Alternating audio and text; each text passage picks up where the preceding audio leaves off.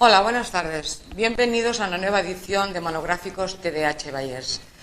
En esta ocasión vamos a compartir con vosotros la ponencia que realizó el Jaume Copons, es escritor y guionista, y además él ha escrito un libro que se llama Yo, Elvis Riboldi, que es la historia real de un TDAH. Él es afectado y en esta ocasión comparte su visión como afectado y cómo ha reflejado en ese libro su experiencia vital. Esperemos que sea muy interesante, os resulte interesante y muchas gracias por vuestra visualització del programa. Bé, per presentar la següent taula necessito els ponents. Necessito el senyor Jaume Copons i necessito l'Anna Muro. No sé si estan per fora, si estan... Jo no els veig aquí a la sala, eh? Mira, ja arriba un. Perfecte. Vale, perfecte.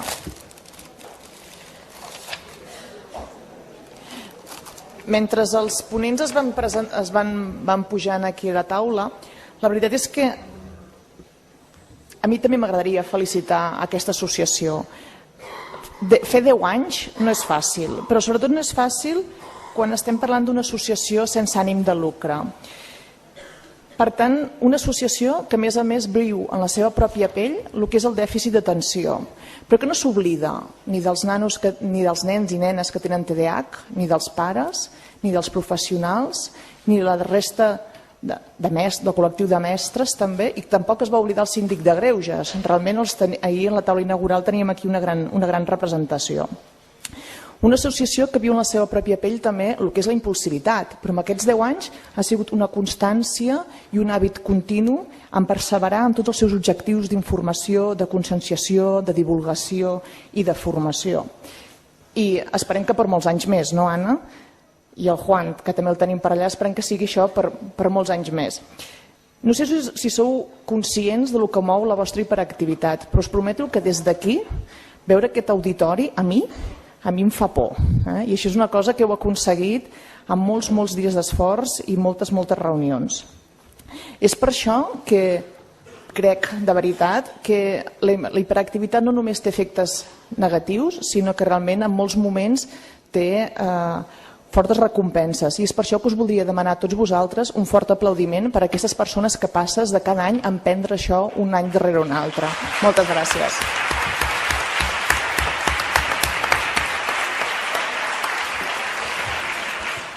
Ahir a la taula d'inauguració es recordava també els inicis d'aquesta associació, no? I la voluntat que tenen les persones i com aconsegueixen moltes vegades treure fruits d'una forma totalment altruista. Ahir es parlava del doctor Artigas i jo avui la veritat és que el vull tornar a mencionar perquè li hem d'agrair totes les seves aportacions que ha fet, no només en els seus llibres o en els seus articles, sinó també com va fer que sorgís aquesta associació. Ell és una mica el culpable que la Fundació d'Anna i la seva presidenta Isabel Rubió coneixés a la nostra presidenta, a l'Anna López. I això va ser una bona explosió. I crec que a partir d'aquí es va obrir una caixa de Pandora.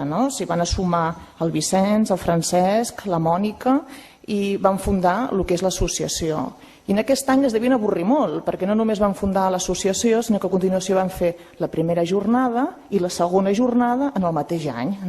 És per això que avui celebrem els 10 anys de l'associació, però la 11a jornada. Per tant, la cosa prometia.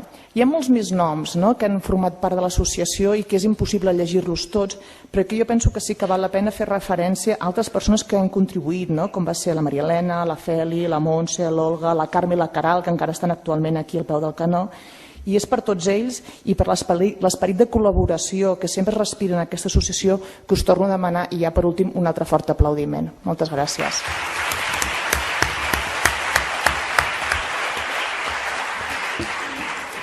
Bé, ara ja sí, vaig a donar pas a la persona que tinc al meu costat, el Jaume Copons, una persona amb gran creativitat, molt intuïtiva, emprenedora i molt lluitadora. El seu TDAH i ell han escrit llibres, teatre, assaig, han creat pel·lícules, discs, cançons, sintonies, programes de tele com els Lunis, el Barrio Sésamo i guions. Han guanyat premis literaris i premis audiovisuals i, com no, també han compartit situacions injustes. Als 10 anys van promoure una recollida de signatures per demanar que perdonessin a un company que havia estat castigat injustament i com a conseqüència de tot això qui van ser castigats injustament van ser ells. Gràcies, Jaume, per estar aquí. Et cedeixo la paraula perquè tu mateix expliquis les teves vivències i el que tenen de real les històries d'Elvis Riboldi. Endavant. Hola, però on és l'Artigas? Jo em sembla que s'ha tornat a perdre el nostre anomenament perquè deu estar buscant l'ordinador. Jo volia sentir l'Artigas més que... El sentirem, eh? Més que a mi mateix. Bé, abans de res, evidentment, donar-vos les gràcies a l'organització i a tots els assistents per escoltar. Jo estic una mica complexat perquè la xerrada que vam sentir avui, que hem sentit avui de la Pàmies i la xerrada que vam sentir del Ramos Quiroga eren xerrades d'especialistes molt interessants on aporten enfocs, metodologies, organització, estructura, manera, i que els pares i mares de gent amb TDAH o a TDAHs adults em sembla que ens va molt bé, no? I en canvi jo no sóc especialista en el TDAH i de fet no sóc especialista en res. Jo em dedico a fer tonteries, faig sèries de televisió, escric llibres, faig cançons, passejo, no sé, faig coses així. I crec que m'han triat per diverses coses. Sobretot m'han triat perquè fa molt poc vaig començar una col·lecció editorial que es diu Jo, Elvis Riboldi, que són les aventures i desventures d'un nano amb un TDAH com una casa, i suposo que els va fer gràcia i em van triar per això. I perquè quan em van conèixer, un dia em van fer a la seu de l'organització i van veure que estaven davant d'un altre TDAH com una casa i deurien dir, doncs, ja que tindrem especialistes, hem tingut especialistes dels metges, neuropsiquiatres, etc.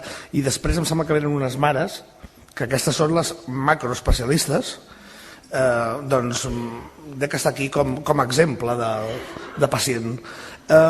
Mireu, vaig a començar. Em perdré unes quantes vegades, posant números, no us espanteu, una mica de paciència. Aquests són els de casa. És el meu pare, el dels tirants, que riu i que està orgullós. I jo sóc el del cabell negre. Ai, sí, que en castellano. Gràcies. Si hi ha algú que no entengui el castellà, després ho puc tornar a fer en català a fora.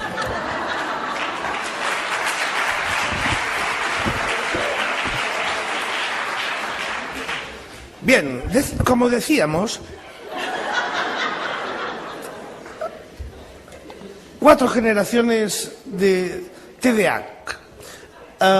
Mi padre con tirantes y orgulloso, yo con el pelo negro, joven, apuesto, el abuelo ya bastante hecho polvo, pero ahí, y mi hijo Jan.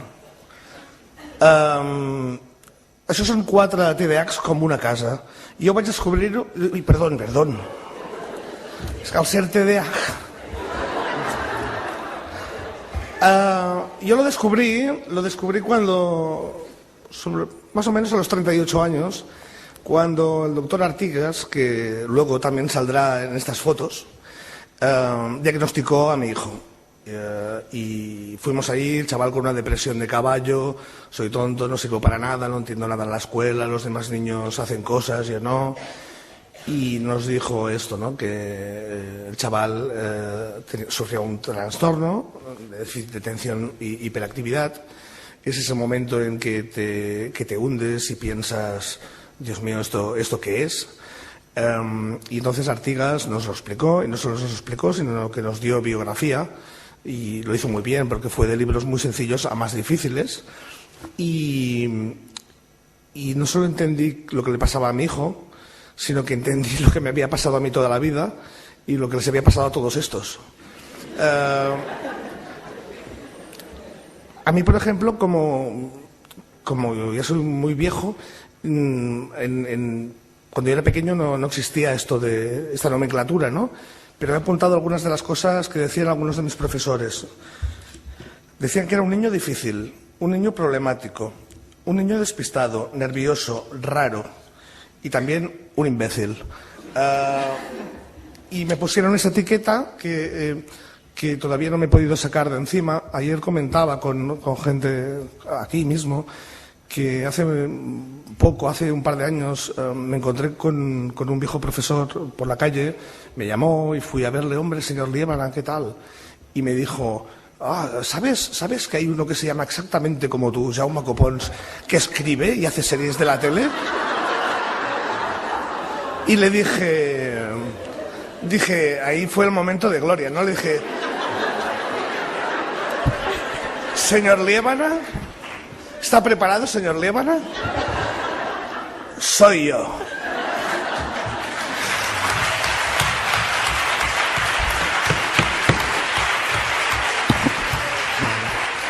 Ojo. Pero el señor Liébana era muy señor Liébana y lo que dijo es, ¿qué va? O sea, no solo me había puesto la etiqueta de que iba a fracasar estrepitosamente, sino que encima ya se negaba a la evidencia, ¿no? En fin, señor Liébana, una mala persona, en fin. Bueno, ¿qué le pasaba a mi hijo? Fuimos a Artigas cuando mi hijo tenía 6 años, pero a los 3, 4 le hicieron un informe en la guardería, ¿te acuerdas, Monse? Y en el informe decían que era un niño que iba a tener muchos problemas en el aprendizaje, porque tenía graves problemas de atención y no podía estarse quieto. Y yo dije, ¿quién ha hecho este informe? Era una psicóloga. Y dije, esta es una imbécil. Pero la imbécil tenía razón, porque fue progresivo y en cadena. Problemas con los maestros, problemas sociales o de sociabilidad con los compañeros, incapacidad para aprender o para seguir el ritmo de las clases, autoestima, hecha polvo. Y todo explotó el día que una maestra del colegio tuvo una brillante idea que consistió en que un día que el niño se había portado realmente mal, había pegado a niños, ha escupido a no sé quién, tuvo una brillante idea pedagógica que consistió en coger al chaval, ponérselo encima dels genolls, ¿cómo se dice genolls? Los genollos. Las rodillas. Se lo puso encima de las rodillas, con el culo al aire, hizo pasar a todos los niños de la clase para que le pegaran. Us juro, ¿sí o no? Sí. Y no nos enteramos hasta el cabo de 15 días. Nos enteramos en una fiesta infantil. Y es la única vez en mi vida que he sentido unas ganas irrefrenables de matar a alguien.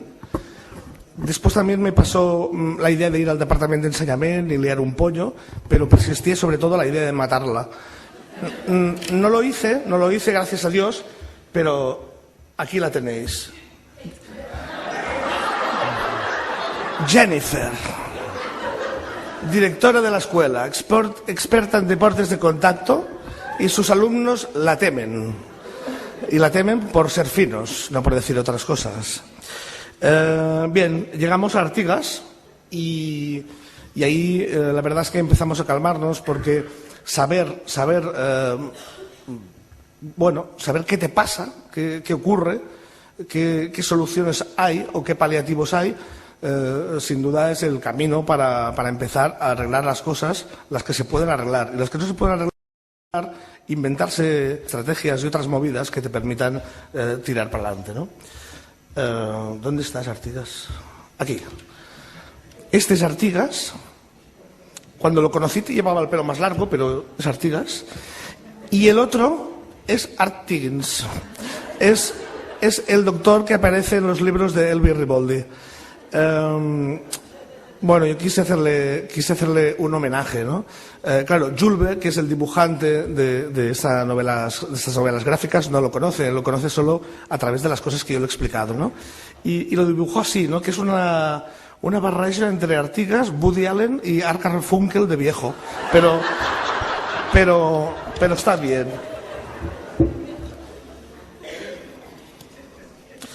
Bueno, el tratamiento fue muy claro. Entonces empecé a entender muchas de las cosas de estos. Mi abuelo caminaba 4 o 5 horas diarias para que se le pasaran los nervios. Mi padre estaba encerrado en un estudio de pintor, pintando cuadros sin parar. Y el día de Navidad las mujeres estaban en la mesa y nosotros estábamos buscando cosas por la casa, todos. Pero no sé, éramos bastante felices y nos lo pasamos bastante bien. Y casi teníamos un poco la idea de que lo que iba mal era el mundo, pero que nosotros estábamos bastante bien.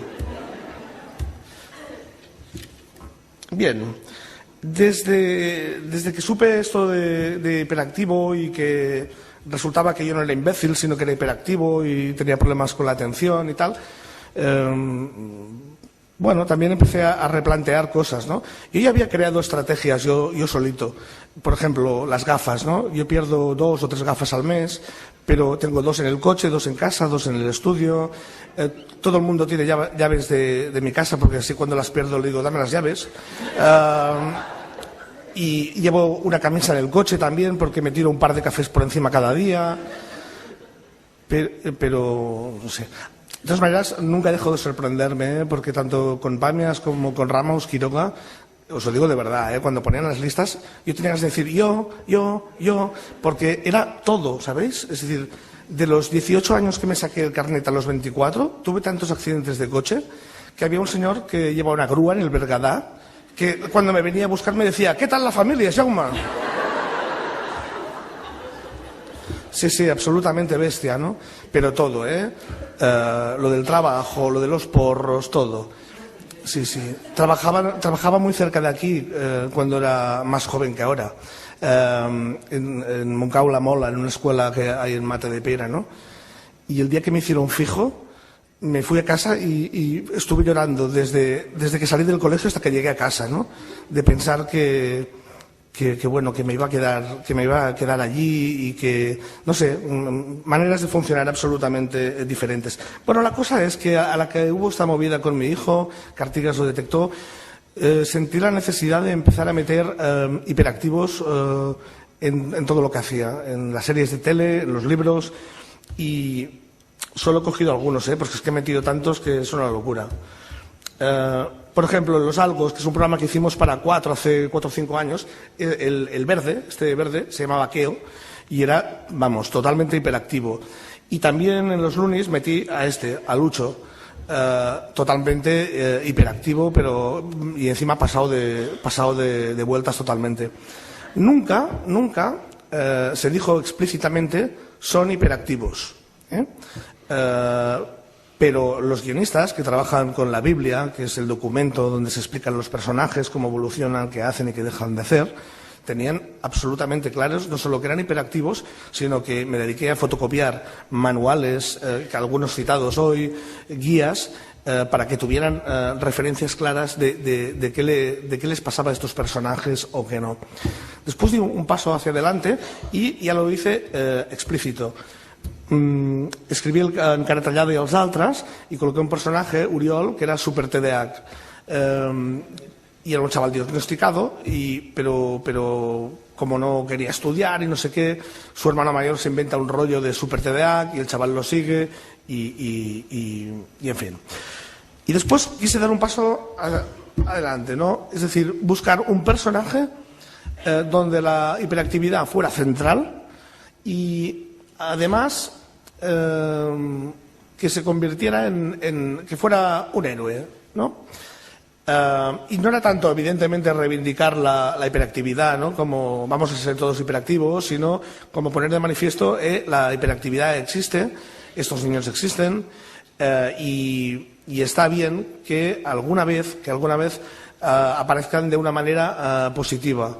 Porque si alguna cosa tengo clara en relación a las vivencias de mi hijo, a las mías propias y a los de los otros, es que hay un momento hay momentos en que lo pasas muy mal, ¿no? Porque te notas diferente, te notas que no aprendes, te notas que, no sé, que todo el mundo sabe cosas que tú no sabes o se organizan de maneras que tú no sabes organizarte.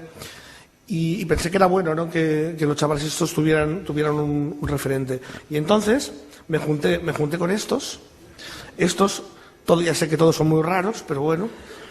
El de la caja verde es Dani Sardá, que es el que se inventó los Loonies. El de las gafas oscuras parece de la mafia, pero es muy buen tío, y se llama Óscar Julve, es dibujante, y de él, como mínimo, conocéis las hormigas del hormiguero, que son suyas, y con estos dos hicimos los algos. Con el de la camisa hawaiana, Ramón, y Ramón, Dani y yo nos conocimos trabajando en Barrio Sésamo.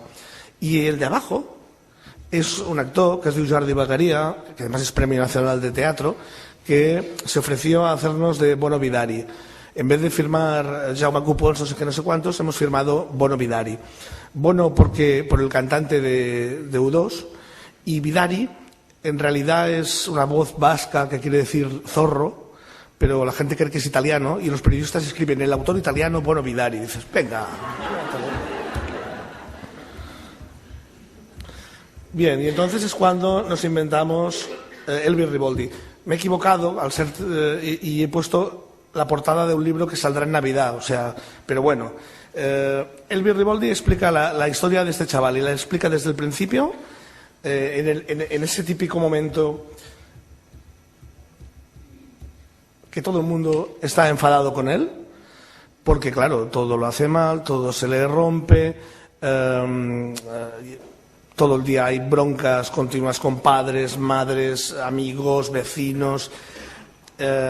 Empieza ahí la novela, sigue por el diagnóstico y acaba en el momento, la primera novela, en el momento en que Elvis tiene claro lo que le pasa, la gente también lo tiene claro, todo el mundo se posiciona y a partir de ahí vamos a ver qué pasa, ¿no?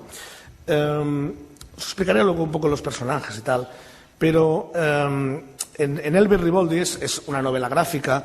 Lo que hemos querido es dar esos aspectos positivos, porque ya hay espacio para el rigor, para la ciencia, para todo esto que evidentemente son súper necesarios. Si no existiera eso, esto tampoco tendría ningún sentido, ¿no?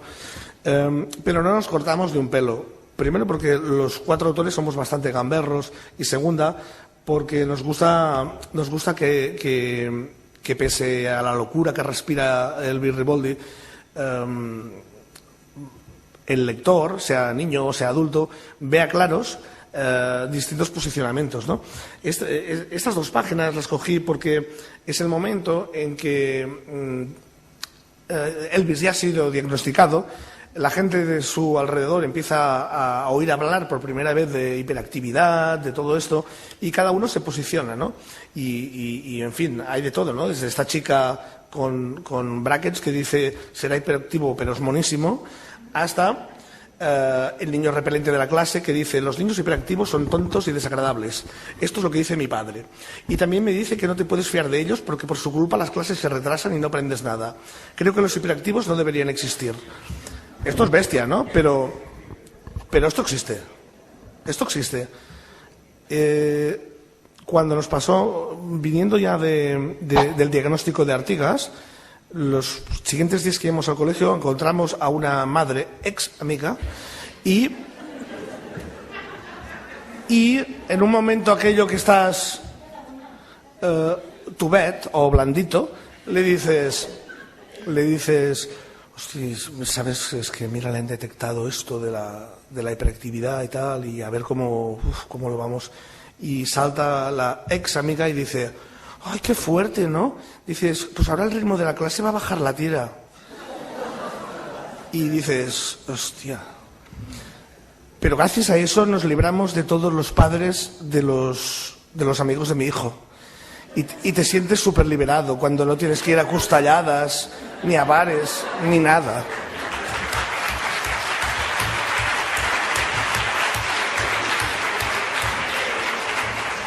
Y fijaros el señor Lugosi, después os hablaré de él, ¿no? Dice, es este señor de abajo, melenudo. Dice, en mis tiempos no existían los niños hiperactivos, existían los inadaptados, los predelincuentes y los salvajes. Me alegra saber que el mundo avanza.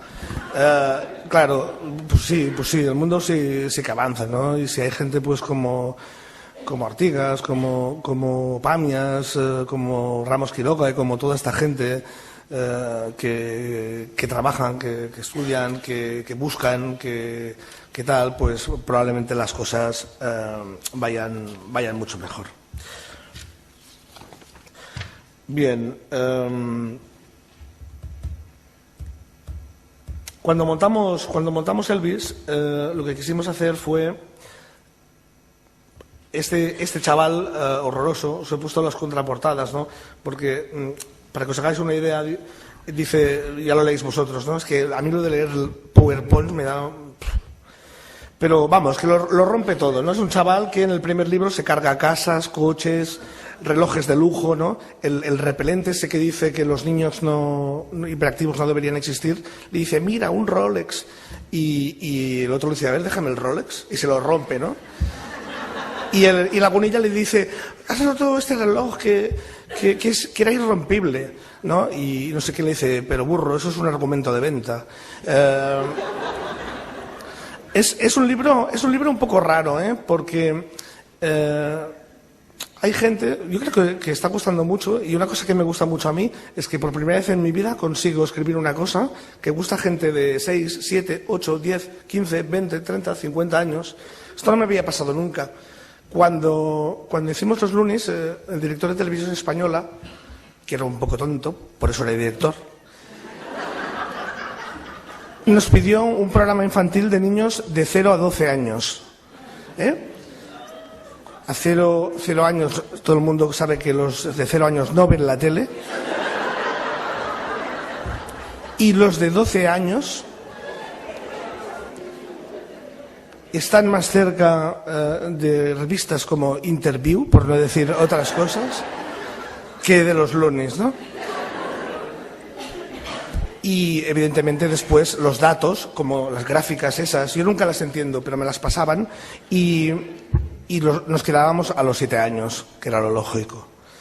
Pues con Elvis me encuentro chavales de 7 años que están encantados y señores de 50, 60, no sé qué, que también están encantados. Y bueno, es súper agradable eso, ¿no?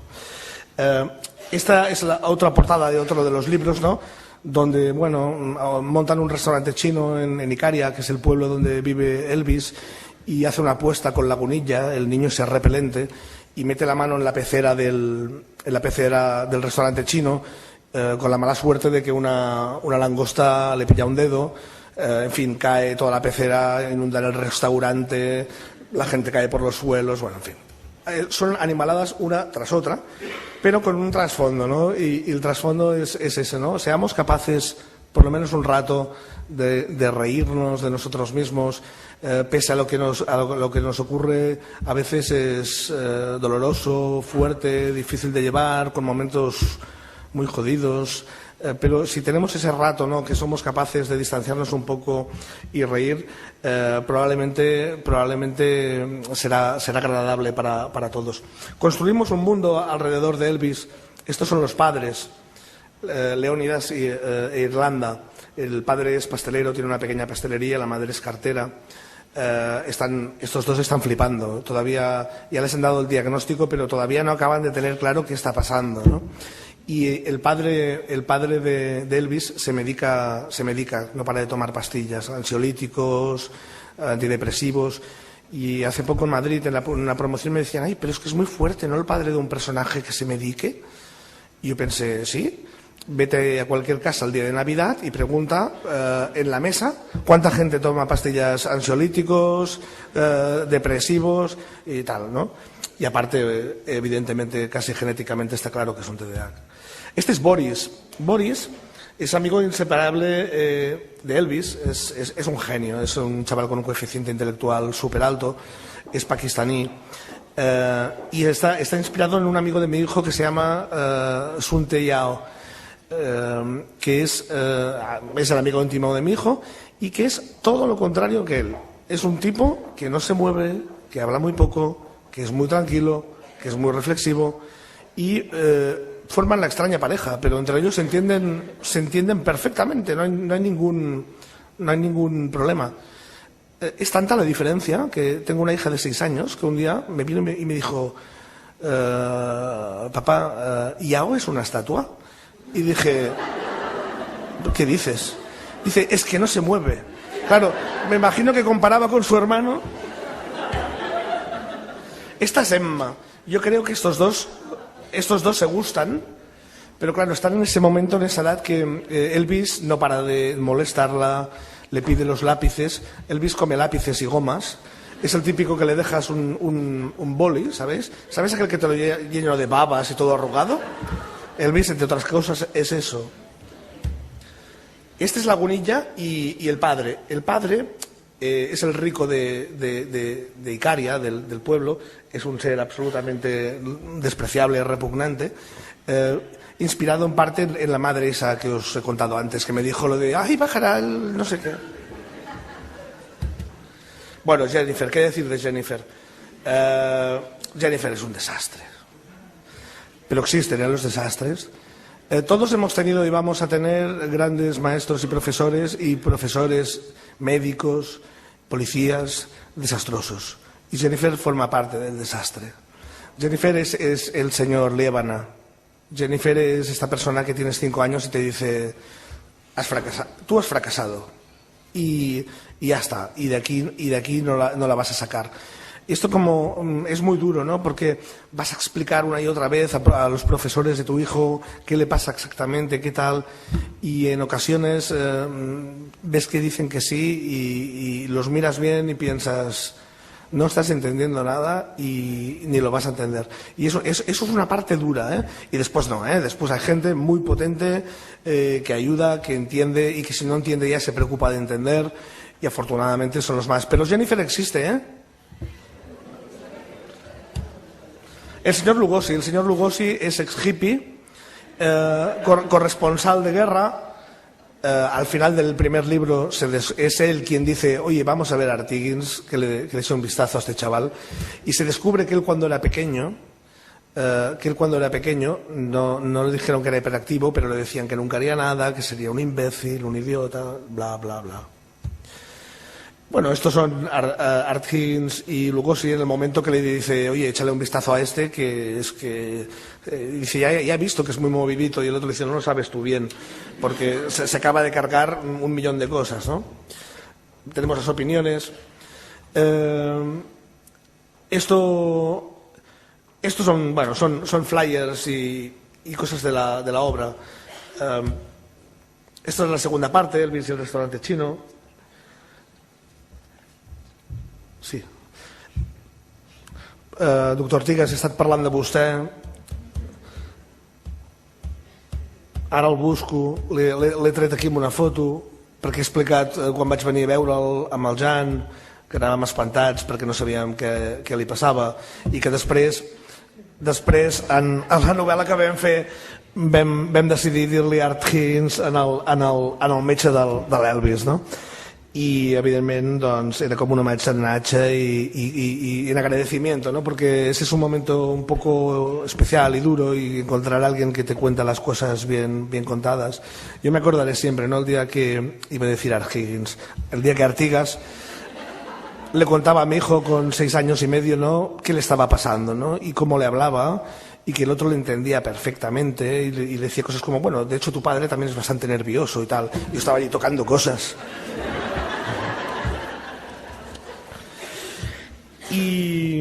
Y bueno, la idea general de esta novela pues era pasárselo bien.